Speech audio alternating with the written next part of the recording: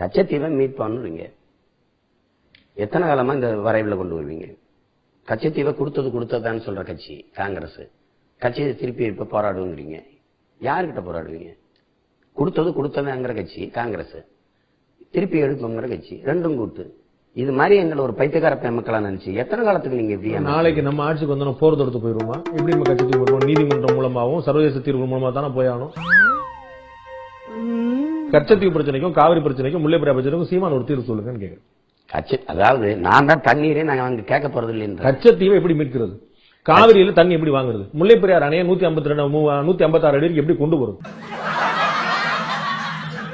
அதான் தம்பி, இந்த மாநிலங்கள்ல நீருங்கிறது அரசியலாக்கப்பட்ட பிறகு அதுல ஒரு தீர்வு காண முடியாது. தண்ணீரின் தேவையில நம்ம தண்ணீரை விடுறதுக்கு மாற்று வழி.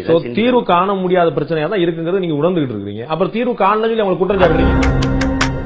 நான் கேட்கறது கச்சத்தீவு பிரச்சனை இல்ல, முல்லை பெரியாறுல காவிரில துரோகம் செஞ்சுட்டாங்கன்னு சொல்றீங்கல்ல, அதுக்கு ஒரு தீர்வு நீங்க சொல்லுங்க. நான் கேட்க பதில் தெரியாதவங்க கேள்வி கேட்டா கூட தேடி பூச்சி ஏதாவது தப்பாவது பதில் சொல்லுவான். எனக்கு கேள்வியே தெரியாதே, நான் யாரு? வெறும் டுபாக்கூர்.